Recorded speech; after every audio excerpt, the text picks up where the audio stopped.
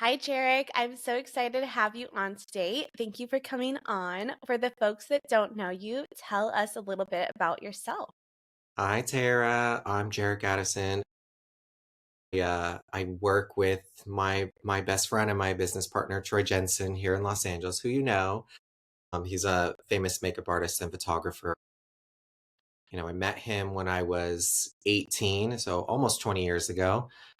Just come to LA, and he kind of offered me my first job that wasn't like, retail or in a store or something like that. It was actually just carrying his makeup bags to set. So it was kind of crazy because I had just moved to LA and I'm from northern Minnesota. So it was like, watching music videos on MTV and stuff at home in my living room during the summer. And then the next thing you know, like 3 months later, I'm out here on the set of music videos with Troy, was literally watching Pussycat Dolls on, videos at home, and then I'm on set with him, just assisting and stuff. So it was kind of a surreal thing. Anyways, I assisted him for a few years. He taught me, how to do makeup. I actually did a couple TV shows, toured with Ashley Tisdale, and did some other fun projects. And then, he started to get into photography not long after. I mean, he was already doing it, but kind of came out as a photographer when he was developing Kim Kardashian. So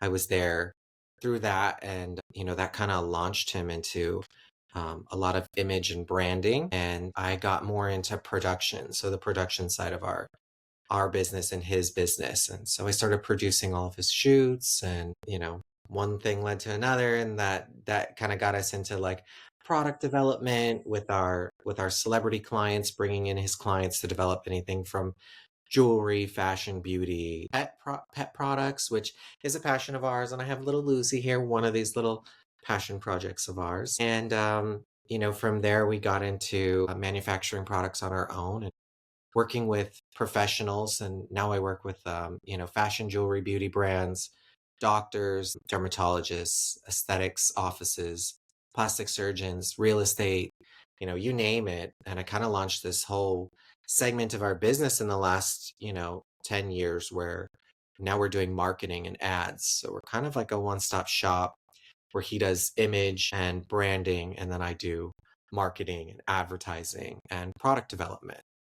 And so that's kind of how we got to where we are. And, you know, that's me. I love it so much. And then we met through Lenora Claire, Yeah. our good friend, and we were working on, or you were working on a skincare company. Yeah. Oh, that's right. Yes. We brought you in. You were one of our little guinea pigs for for one of our marketing things. Actually, I brought you to a couple things I was just remembering the other night. I won't mention names, but there was an aesthetics office that I was working with, and you came to it, remember? And they had a new machine in there, and they shocked you with it, remember? Oh my gosh, yes, they Speaking did about it it. last night, I was like, that's right, they shocked her. They were like, I remember at first you went in the room, and I was talking to someone, you went in the room, and then I was like, oh, wait, I need to go in there with her. And they were like, oh no, she's getting naked. And I was like, no, it's okay. It's me. Doesn't matter. So you're like, Derek, it's fine. And then they were doing it, and one was teaching the other one. I was like, oh, wait, they don't know how to run this thing yet. And then they shocked you. And I was like, and you were just like, ow, okay, it's okay. I was like, wow.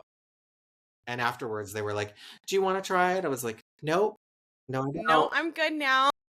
I don't work for that office anymore, won't mention their name, but" Oh my gosh. Well, they gave a book to me. I haven't read it Yeah, yet, but me it's either. about the universe or something. Yeah, I wanna Yeah. read that book too, but I actually don't even know where I put it. I'm literally in my office right now, and there's so many books in here. I'm like, "Oh, that's not one of the ones that I've read yet," but it Yeah. looks really interesting. Well, they also did ketamine treatment there. Yeah, they did, yeah. Yeah. I And think so. that's what I was interested in for trauma, Yeah. Like, Yeah, I heard it works. That yeah. and I know people that do, microdosing and stuff too, and that's really helped them as well. Well, yes, we talked about that actually with Troy on the podcast too. Oh, you did? Yeah, yeah, Yes. it really helped him, it was so crazy. Yes, those mushroom chocolates. But, yeah, I mean, I'm sure I'm gonna be using you for some of my other projects, there's so many little things going on with different people and, but, one of the things I wanted to come on and talk about was our little passion project, and that is rescue. And this is Lucy. Yes. Lucy was rescued last summer in July. She was actually about to be euthanized. And, Troy's sister has a rescue, and we've already been rehoming and rescuing Frenchies because we obviously have a few of our own. So she saw this one was at a shelter and she sent it to us. And I spent like literally 12 hours scrambling, trying to find anybody that could foster her or take her because I was just like, I can't have another dog in my house. Obviously, that didn't hold. I have another one. But we ended up finding my neighbor who is actually, she might see this, but she lives just a couple houses down. She has a few Frenchies of her own, and she saw my post and she was like, my brother could take her. And so she actually met me down at the shelter, and we were able to get her. Troy's sister pulled her and she went there to heal and recover for about 3 months. They were going to adopt her, but it didn't work out. She needs to be like the only dog, I think, in a house with somebody because she gets really attached to one person. And then through Troy and I, she's been able to like start to love on Troy, but it takes time. She's been through some stuff. She was a breeder's dog. So somebody was breeding her. She had a couple C-section scars, and then they dumped her like very shortly after she had the last litter of puppies. They just dumped her at the shelter. They basically gave her a death sentence and said, she's aggressive. And as soon as you say a dog's aggressive, and a lot of people do it now just to dump them, they get put on a rescue only list, which means the normal population, even if they think they're cute, you or me, and we're like, oh, we want that dog, they'll say no. It needs to go through a rescue and they need to sign off on it. So thankfully, we had a rescue that was able to get her. But as soon as I saw the notes on her from Troy's sister, I was like, there's no way. There's no way she's, a Yeah. nasty dog. And when I got her, she had kennel cough from the shelter. Her ears were so swollen and closed up from infection, and her paws were really bad. And she had a lot of like, dermatitis and stuff on her. So these people weren't taking care of her anyway. She was severely neglected. And I think that she had been abused because she was really afraid to be touched and stuff like that. But it took a couple days, didn't it? It took a couple days. Thank you, sweetheart. It took a couple days for her to adjust. And, she has her little crate here and she's got a little room to herself, like a little day room. And she comes out. She's not food aggressive or anything. She lets you feed her. And then I had to just catch her a couple times and stick her on a leash and show her I wasn't going to hurt her and take her on walks. She was just wonderful. But, we're trying to find her forever home, and we want her next home to be her forever home. So right now she's back staying with me, and she just got spayed a couple weeks ago, so no more babies for her. No But more babies. she's a very happy dog. I mean, I take her out and the first thing she does is rolls over and wants to be like belly rubbed, and she wants to cuddle and snuggle, and she's the best on walks. She's such a great girl on a leash. But, if anybody out there is interested in a Frenchie or trying it out, or, has the patience for her, doesn't have any other dogs, maybe no kids, I'm not sure unless they're older, she could be a good addition to a small family, or, some single person or a couple. But Yeah.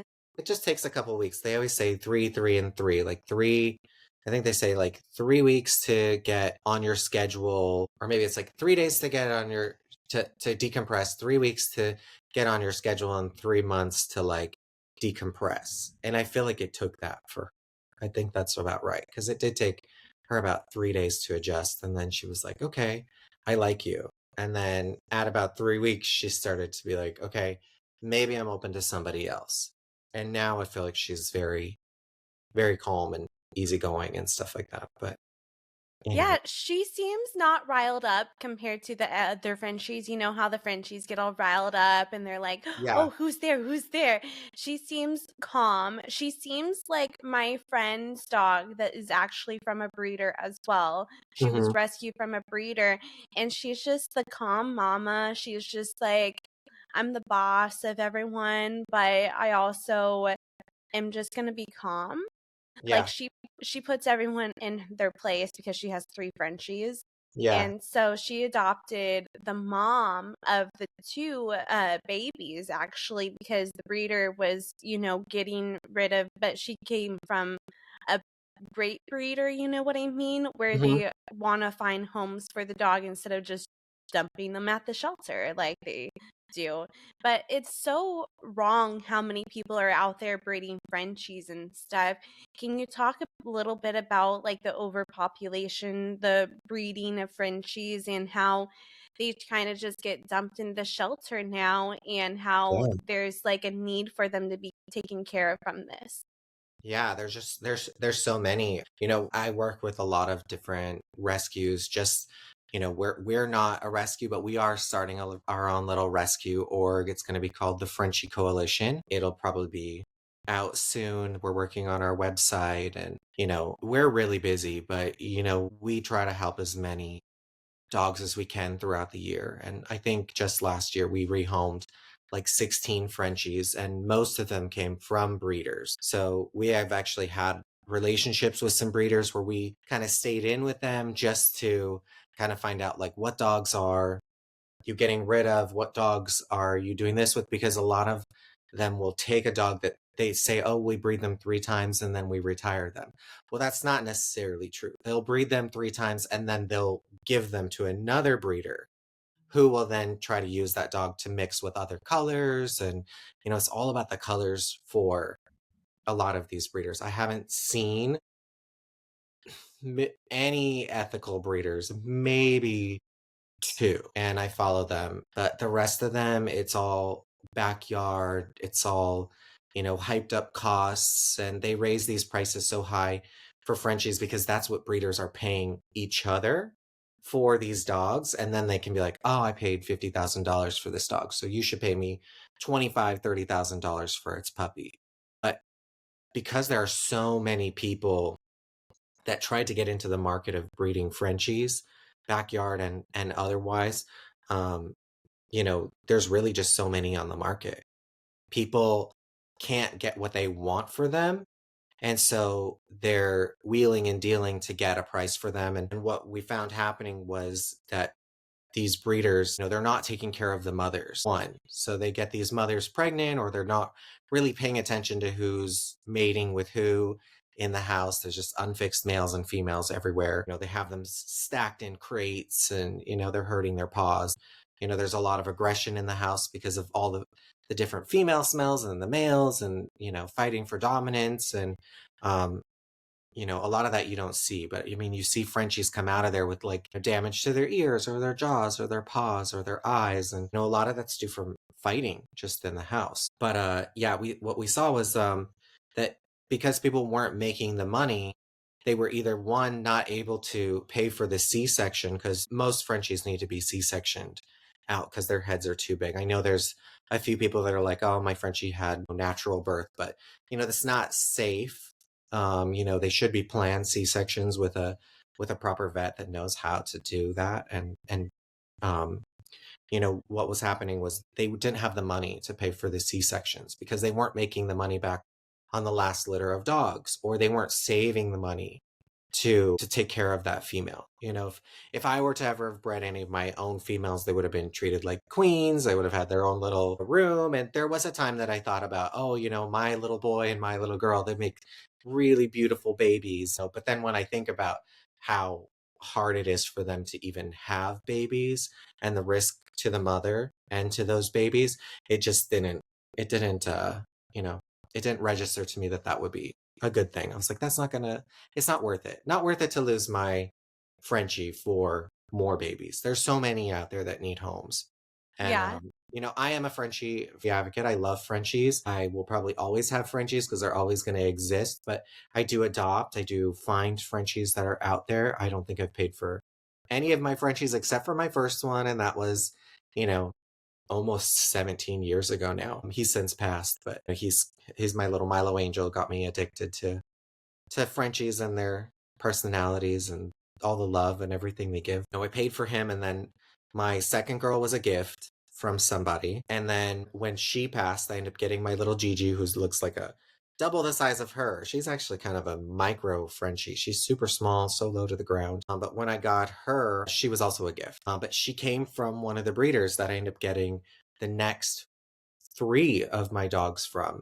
But those became trades. Like we actually were trading her services in order to get dogs from her so she wouldn't breed them because she could not afford to one, feed them, or two, medical care, or three, C-sections. So, I just think that there's a lot of greed in selling Frenchies, and right now it's so competitive with people, trying to sell them, and now everyone's, marking their prices down to try to get rid of them, that a lot of these rescues now are hearing from Frenchie breeders saying, "Listen, I'm getting out of breeding Frenchies. It's just they're too much work, they cost too much, there's too many people on the market," and they're just dumping off, 25 dogs they have in their house, one breeder, onto one rescue, which is Yeah, a lot. It's a I lot think for a rescue to take on. yeah, I think it's so crazy because there are so many Frenchies out there now where really the market is so saturated. Like you go and pay for a 60 grand Frenchie and then now it's in the shelter. Like Yeah, that doesn't make sense. You know what I mean? yeah. Yeah, there was another rescue that I've done some work with, and they actually rescued a pregnant, full, like almost to term, full pregnant female from a shelter in Long Beach. And why was she there? Why is she there, when she's about to give birth, and, she should be somewhere safe and, preparing to Yeah. have her puppies. And they rescued her and they brought her to my vet, who's Dr. Jeff Werber. He's very famous for Frenchies and many other things. He's an amazing vet. He's been our vet for God, 20 years for me and a lot more for Troy. But he did the C-section and I met the rescue when she was in there with the puppies, and we actually ended up getting a couple of the dogs rescued out. One of them went to New York and he's living his best life out there in New York. Oh my But gosh. it's crazy. I mean, there was one breeder, I don't even want to talk about it too much, but there was one breeder, she actually killed one of the pregnant females because she didn't have the money to pay for the C-section. And instead of calling a rescue, like someone with a conscience would have done, or just calling a vet and maybe giving up the rights to that dog to save her life and her puppy's life, they took her to a garage and they tried to do the C-section themselves. And they lost the babies and they lost the mom. And, it's actually how we ended up getting two of our last two Frenchies that we have, because she had two pregnant at one time. One died with all her babies. The other one had one baby.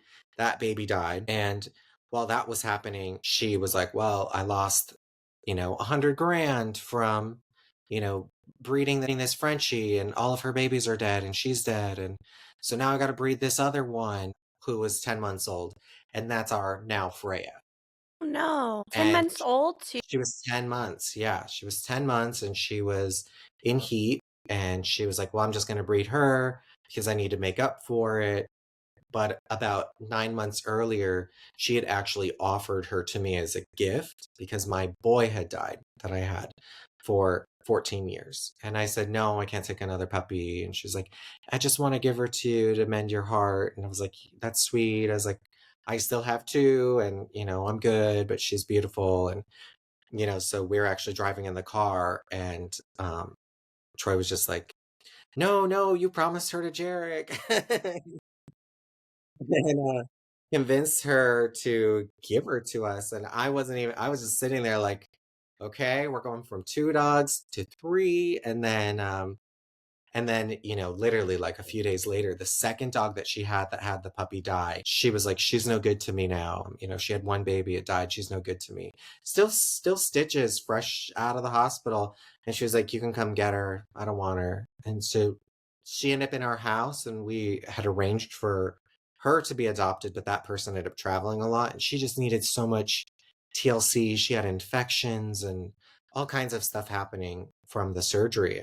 It took her about a year and a half to recover, but that's my Minka. So we kept her. So we went from two to four dogs in about 2 weeks, but I mean, that's my experience. I'm sure that there are people out there that really care. And I've seen some that have set up great kind of setups for breeding Frenchies. There might be one or two, but I think what's lacking is, I feel like there's some like real emotional like intelligence and empathy that's lacking in these people that are breeding. Like they don't look at dogs as if they're, living human beings. They're just property to be sold, you know? And as much as I love Frenchies, I mean, I don't want them to not exist, but I do think there should be, some stricter laws and, more investigations on people that are reported for breeding and having 25 dogs in their home in crates and, things like that. But there's not a lot that you can do. Yeah. No, there's even these like frou-frou puppy shops, and I literally see these all the time, and honestly, my sister's gotten 2 from, like, these frou-frou puppy shops in a sense where they're online. She's literally paid, like, I feel like 16 grand or something for one of them, and then they sell, like, these little mini Frenchies and stuff Yeah, too, but people don't realize, like, even those places that are charging so much for a dog are not they're, like, mass producing dogs. They're yeah, getting them out there, and are those dogs actually getting the care that they really need in that time? So, that's something I think about. I mean, I have a dog from a breeder, but that breeder I followed for over 18 years. I, like, did all this research. We did hours on hours conversation for her to even think about giving me the dog, you know? And now it's funny to this day, like she has a checklist of what I can and can't do for the dog because she knows her dog's genetics, yeah. knows what her dogs can't do and can do. And so I have to follow that. And then she follows me. She checks in with me. Yeah, and we check in with all of the people that we've rehomed dogs with. I keep in touch with them and I'd like to know how dogs are doing and we always tell them, listen, if something happens and you can't have this dog, you have to bring them back to us Yeah. because we want to know where they're going. If I lived in a bigger place and had a little ranch, I'd probably have 100 Frenchies on my property, but I can't say no to a Frenchie, but we are looking for this one's little home. And, if there's anybody out there that wants a cute little Frenchie and wants to put in a couple weeks of work to let her fall in love with them, she is literally the sweetest. She just wants to love on people. Yes. She just wants someone to love her. She's 5.5. Okay. She'll be 6 in June. So she's about the same age as my Frenchie Minka and about 6 months younger than my Frenchie Gigi. So but she's really tiny too. Like she goes on walks. I walk her in the rain and it's like she's so low to the ground that her whole belly's wet and muddy when I'm getting so. But she's potty trained too. She does not like to go potty in the house. She has Okay. a pee pad in her room, but she rarely uses it. Like she has to go out, 3 times a day, 4 times a day, just to go potty and stuff like that. She's such a good girl. But Yeah. she doesn't really know what toys are yet either. She kind of like I'll give her toys and she doesn't really care about the toys. I don't think she's ever had any, which is kind of sad, but she just wants to play with you. Like she'll just have like my finger in her mouth and she'll just wiggle her head and she's gentle, but she's very healthy. She's seen my vet, you know. She has Yeah. some allergies, but she gets a shot for that and she's good. She's a healthy Yes. girl. So for the people that are not on the video version, describe her coloring, her looks. Lucy is a very short Frenchie. She is a red fawn, kind of blondish red coloring with a black mask and little kind of like blackening around her ears and eyes. She weighs about 20 pounds, it's pretty small for a Frenchie. Most of ours are like 24 pounds. She's got dark eyes. She's just sweet and lovable. Oh my gosh, she's like literally looking up at you like kisses. Give me love. Yes, she's just a sweetie.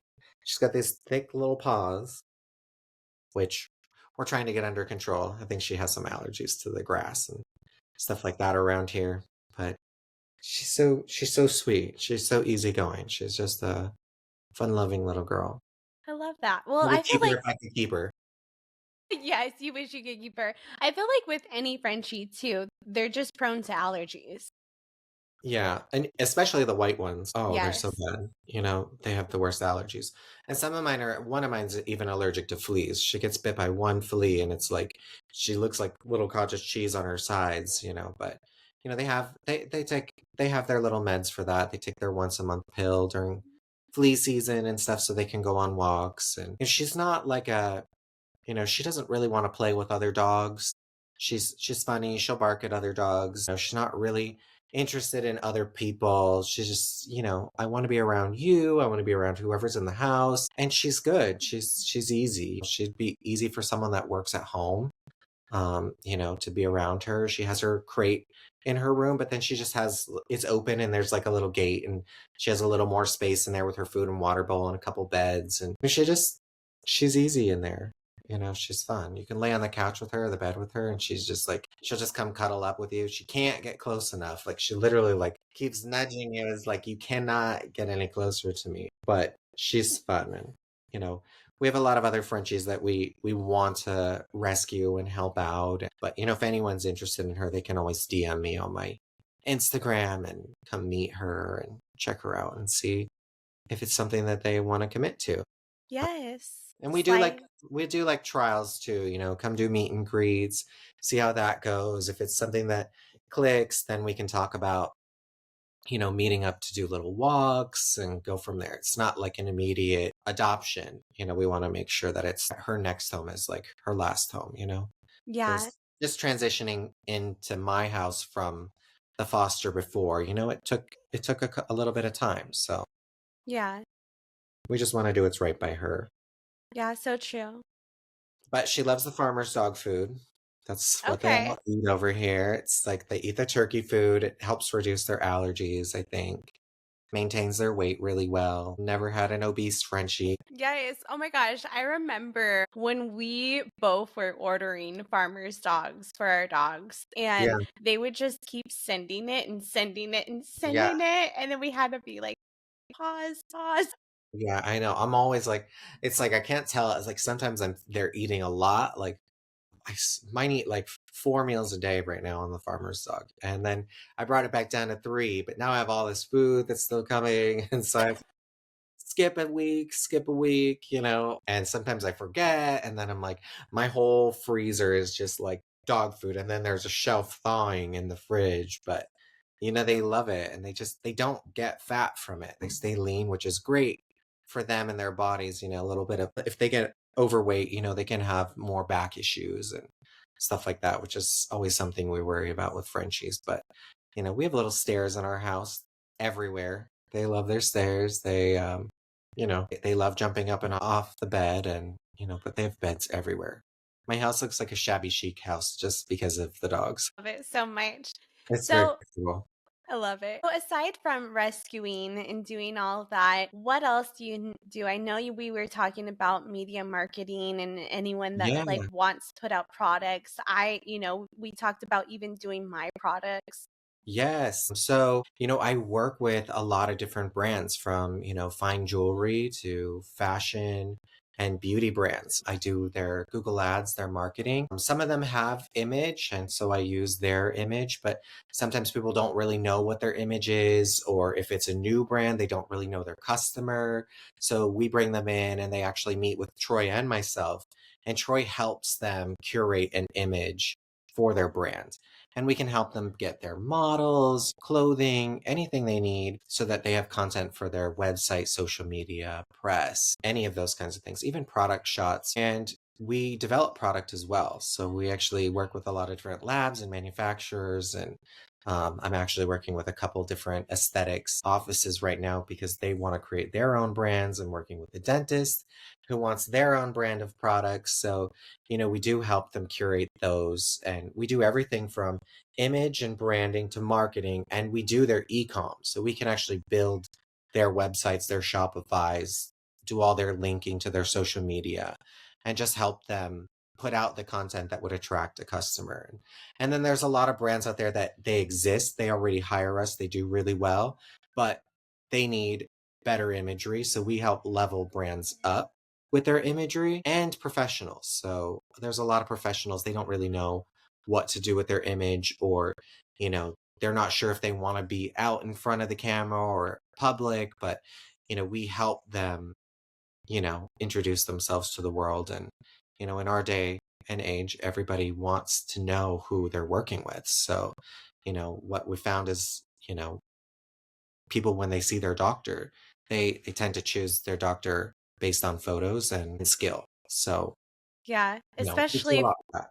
especially if you're putting stuff in your face or your teeth, you wanna see those great photos, you know? Yeah. And you want to see their before and afters and, just who's working on you in general. But I work with so many different types of people. I'm even working with someone in real estate and construction and food. Ads can kind of go anywhere, whether they need photos from Troy and, the food business or not, or, maybe not always, but, anything fashion, jewelry, beauty related, or just with professionals, we're like a one-stop shop for people to come in. You've experienced a shoot with Troy and, everything Yes. that comes with it. I mean, he does everything, the hair, the makeup, the photography, the styling. I mean, he just shows up with racks of clothes. Oh, yes, at the butterfly Social Social butterflies, yeah. Butterfly, yes, and that was so fun going there, picking out the clothes, and she had so many unique items, and there was this one oh my gosh, there was some bags I wanted there. I Yeah. just wanted to go shopping.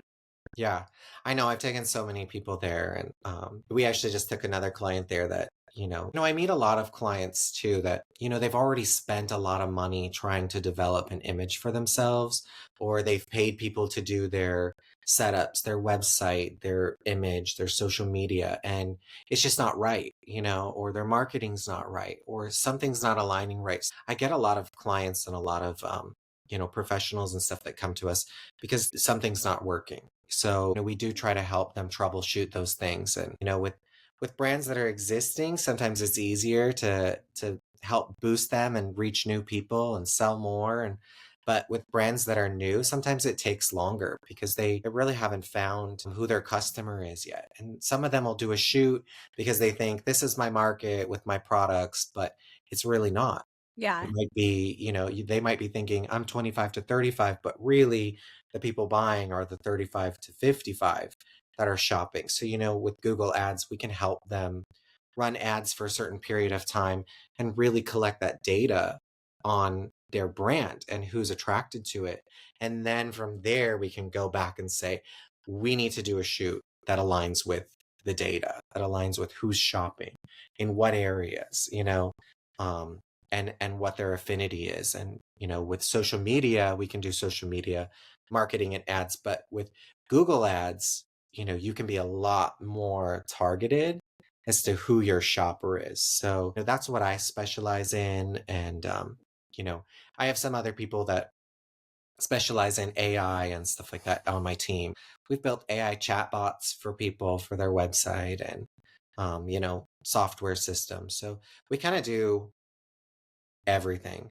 And it's fun. It makes it fun because it's not like I go to the same job every day. It's almost like every day is a different project, but I really enjoy it.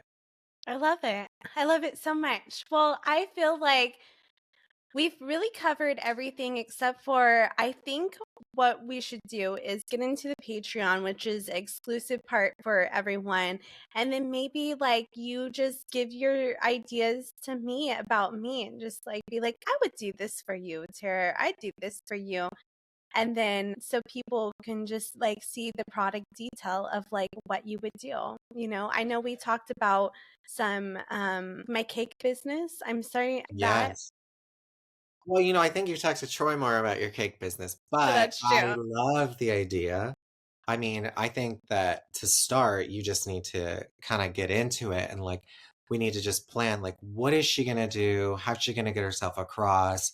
What kind of content do we need to shoot? And really just spend a day kind of being like these are maybe the first three things we're going to touch on with cakes and she's going to make these three things today, and Yes. kind of get you making them, talking about them, why you're making them, why you love them, what's special about this recipe. Is it a family recipe? Is it, Is it something that somebody made for you as a kid and you're like, I really love that cake as a kid. I'm remaking it, or this is my dream cake, or maybe it's my future wedding cake. I don't know. There's so many different things you could do with it. And just starting by filming that content and then slowly releasing it to see people's reactions to it, and then you know, Love it.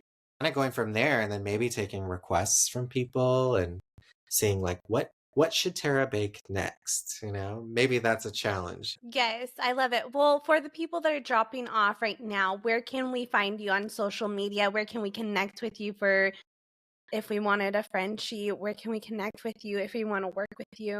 Yeah, you can just find me on Instagram. My Instagram is at Jarek Addison, JarekAddison. My page is covered in Frenchies and supermodels and videos. And, it says at the top that I manage photographer, makeup artist Troy Jensen. So if you found that page, that's me. You can DM me there, message me there for anything fashion, beauty, or Frenchie related. Love it so much. Well, thank you, Troy, and we'll let the people drop off now for the people that are dropping off. Thank you. All right. Now we kind of went over that, but just we kind of went over what you would do for me already. But like, just in your head, if you were doing like a shoot for me, what would you like be like? Oh, cakes, vibes. I don't know. What would be your vibe for me? Hmm. Okay, let me think. I gotta think Not for a putting second. you on the spot. Well, okay. So cakes, vibes. I think that there needs to be like little Terra fashion moments and stuff in here too. Like, what are Tara's like must-haves, I feel like there's some cute, kitschy things that you could do that, are, things you'd find in Tara's handbag or things you'd find Tara carrying around or around her house. Or, you love animals, so maybe it's something along the lines of something with animals as well. But I think all of that and then kind of coming together and thinking like, what are we going to do for your images to kind of brand you with all these different things, That's the fun part. I mean, it's kind of like we all need to sit down and like brainstorm and see where it goes. But, Troy and I like to spend a day just playing with people and playing with images and, playing with different products and stuff like that to see what do you gravitate towards, what's really her, what's going to be her brand. Yeah, Um, that's what I would do. I thought of something funny. Okay. So, what if we got cakes? We shot the cakes, and then I'm literally like stabbing the cakes. Are you going to put a balloon in them? Like, have you seen those things where they put the balloon in the cake? No, I They put a haven't seen balloon in the that. cake and then people cut 'em or, um, what I was gonna say, it can be funny to be like, "Is it real or is it cake?" Yes! That show where they like go around stabbing everything to see if it's But then cake. you have to, like, step up your game and see, can you make something that looks real or Oh is it my a cake, god. Maybe I just make John. Is this real or is this cake? right? There's so many fun things that I see on, Instagram and TikTok. I actually send them to my older sister all the time because she loves to make fun little, like, cute things for her kids for breakfast and stuff. I'm always seeing these things as like rice teddy bears shaped like teddy bears, and then they put like an egg blanket over them, and I don't know, they're the funniest things. Like, or like they do like these little sushi things, but they look like panda, but it's rice with like little bits of seaweed on it, and it looks like panda. And then they put like soy sauce and stuff there. I don't. There's fun stuff like that. I love kind of like the food art aspect of cooking. You know. Yes. Honestly, I've seen the ones where they do it with like the dogs. And then the Yes, dogs are just like eating the food too, that could be cute. right? You could do that with the dogs. I'm sure yours would be very happy. Yeah, do like the Let me little taste test that. but that's how we could also like pimp a dog out to get adopted. We could do a Yeah, like cute little reel with that with like the teddy bear rice and stuff, yeah, yeah. She would be a teddy bear rice girl. right? She'd be like, I like that. Yeah, right. Yeah. She's a sweetie. She's sweet. Well, perfect. I'll stop recording now since we Okay. just had so much fun.